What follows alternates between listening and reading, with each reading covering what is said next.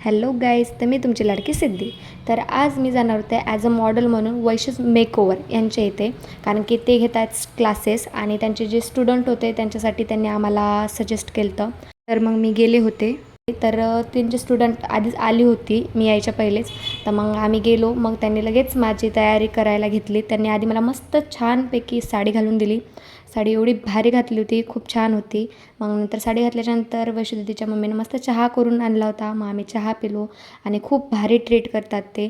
आणि तुम्हालाही मेकअप वगैरे काही शिकायचं असेल तर वैशूदीदीच्या इथे तुम्ही शिकू शकता. वैशू मेकओव्हर असं त्यांची ID पण आहे, मी ते टॅग करेलच. मग आम्ही सगळ्यांनी चहा पिला. माझा मेकअप करणार होती आदिती दीदी, तर तिनं मग माझा मेकअप करायला स्टार्टिंग केली आणि माझा अर्धा मेकअप झाला होता. मग अर्धा मेकअप झाल्याच्यानंतर तिनं मग माझी हेअरस्टाईल करायला घेतली. मेकअप खूप भारी झाला होता. हेअरस्टाईल घेतल्याच्यानंतर अजूनच भारी दिसू लागले. आणि खरंच ती दीदी एवढी छान आहे, एवढी केअर घेते, खूपच भारी. आणि ती मेकअप पण खूप भारी करते. तुम्हाला तिच्याकडून मेकअप करायचा असेल तर मी तिची पण ID मेन्शन करेल, तिला तुम्ही कॉन्टॅक्ट करू शकता. मग नंतर त्यांच्याकडं 3 स्टुडंट आहेत आत्ता.